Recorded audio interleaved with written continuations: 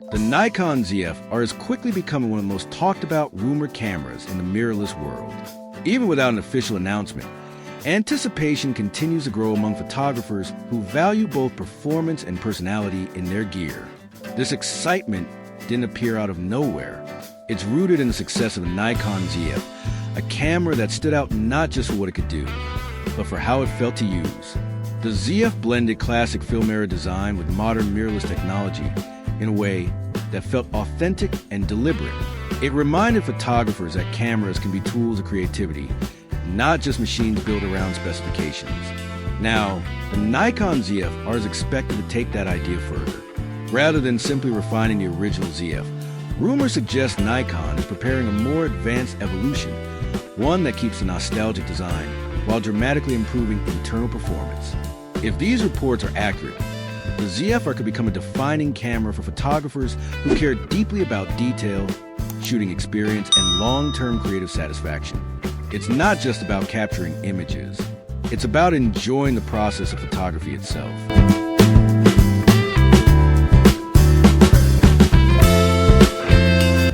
The Nikon ZF R is widely rumored to represent the next step in Nikon's retro-inspired mirrorless lineup. Its core philosophy appears to be simple yet ambitious. Preserve the tactile charm and visual identity of classic Nikon cameras, while delivering performance that meets modern professional expectations. To understand why the ZF R has generated so much attention, it's important to look back at what the Nikon ZF accomplished. When it was introduced, the ZF immediately stood apart from most mirrorless cameras on the market. Mechanical dials, sharp lines, and a distinctly vintage silhouette made it feel more like a traditional film camera than a modern digital body. Despite that nostalgic exterior, the ZF delivered solid image quality, dependable autofocus, and contemporary features. For many photographers, it offered something increasingly rare, a camera that encouraged slower, more intentional shooting. The ZF wasn't just about results, it was about experience. However, that experience wasn't perfect. One of the most frequently mentioned issues with the ZF was ergonomics. While its slim profile and clean design were visually appealing, extended use revealed limitations. The grip was shallow, which made long shooting sessions uncomfortable, especially when paired with larger lenses. As a result, many users turned to third-party accessories to improve handling. While effective, these add-ons somewhat undermined the minimalist aesthetic that defined the ZF in the first place. Performance was another area where the ZF showed its limits. With burst shooting speed suited for everyday photography, it performed well for portraits, landscapes, street photography, and general creative work. However, photographers accustomed to faster shooting speeds found it less suitable for action-heavy scenarios.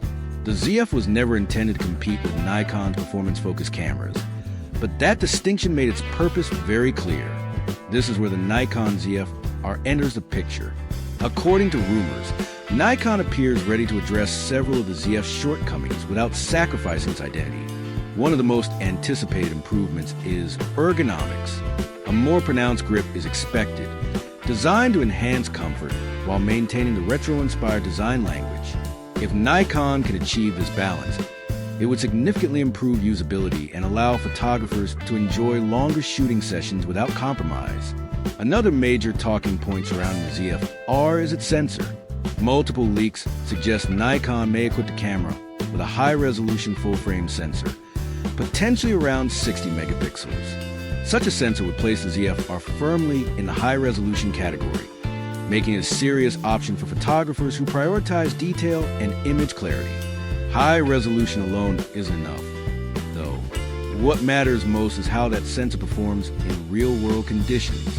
There is speculation that Nikon could deliver improvements in dynamic range and color reproduction, areas where the brand has consistently performed well.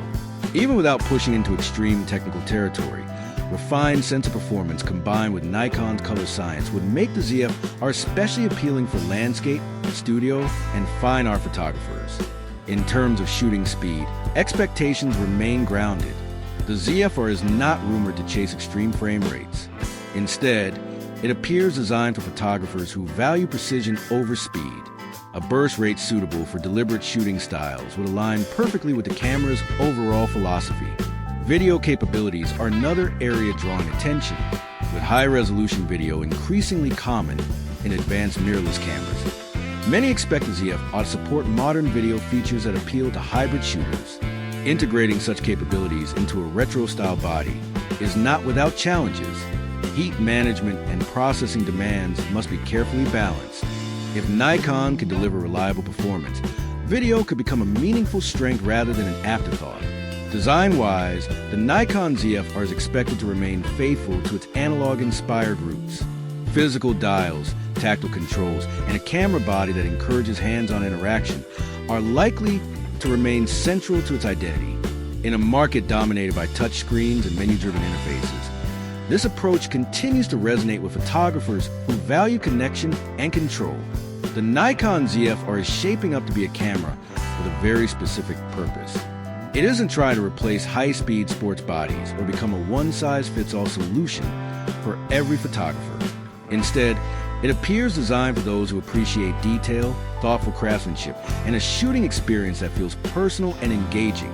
It's a camera aimed at photographers who enjoy slowing down, making deliberate choices, and feeling connected to their tools. In an industry often driven by specifications and technical competition, the Nikon ZF R could stand out by focusing on something deeper, the relationship between photographer and camera. If Nikon succeeds in refining ergonomics, enhancing performance, and preserving the retro charm that made the ZF so popular, the ZF R could become a truly memorable release, not because it chases trends, but because it respects the art of photography itself. And if that vision comes together as rumored, the Nikon ZF R may well earn a lasting place in modern mirrorless history.